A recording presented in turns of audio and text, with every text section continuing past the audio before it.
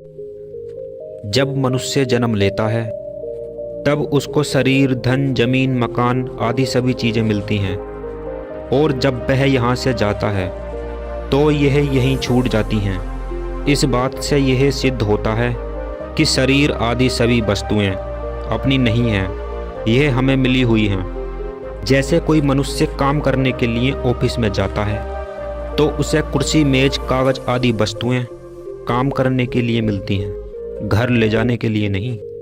यह सब जानते हुए भी मनुष्य अनजान बना रहता है और जो चीज़ अपनी है ही नहीं उन पर अपना हक जमाता है।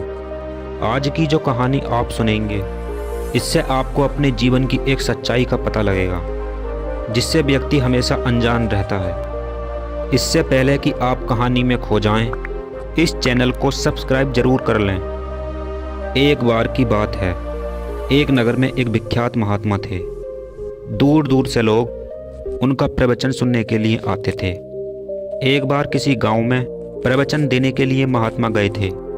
जब उनका प्रवचन समाप्त हो गया तो सभी लोग वापस अपने घरों को जाने लगे, लेकिन एक युवक था जिसने महात्मा की बात को बहुत ध्यान से सुना था। जब सभी लोग वहां से चले गए तो वह व्यक्ति महात्मा के पास गया और उनसे बोला, महात्मा जी, मैंने आपके प्रवचन को बहुत ध्यान से सुना है, लेकिन मुझे आप पर कुछ संदेह है। आपने कहा है कि इस संसार में कोई किसी का नहीं है, लेकिन मुझे मेरे बच्चे बहुत प्यारे हैं और मेरी स्त्री पति भक्त है, वह मेरे लिए कुछ भी कर सकती है। महात्मा जी ने कहा, बच्चा, इस दुनिया में कोई किसी का नहीं है, कौन किसकी स्त्री, कौन किसका बच्चा, लेकिन वह आदमी नहीं माना। तो महात्मा जी ने उससे कहा, यहीं पास में मेरा आश्रम है जहाँ मैं रहता हूँ, तू मेरे पास लगातार 15 दिन आना, मैं तुम्हें यह समझा दूंगा कि इस दुनिया में कोई किसी का नहीं है। फिर वह व्यक्ति महात्मा जी के पास रोज आने लगा। महात्मा जी ने उसे नाक, आँख, मुंह बंद करने व सांस रोकने का योग अभ्यास सिखा दिया।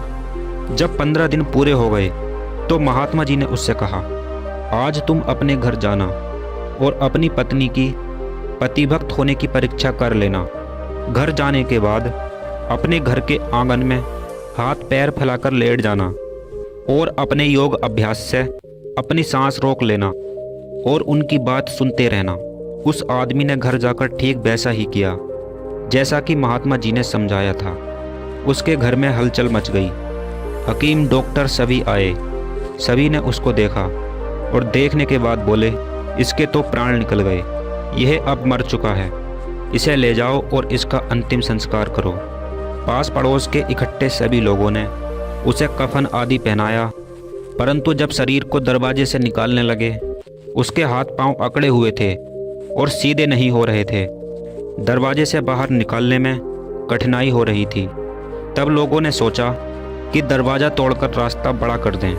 यह सोचकर जैसे ही वह दीवार तोड़ने के लिए आगे बढ़े कि उस व्यक्ति की पत्नी ने कहा, अरे ये क्या कर रहे हो, मेरा घर टूट जाएगा।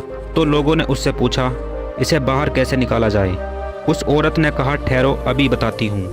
यह कहकर वह दौड़ी दौड़ी गई और अंदर से वह चारा काटने वाला गड़ासा उठा लाई और बोली कि लो, इसके हाथ पैर काट दो और शरीर बाहर निकाल लो।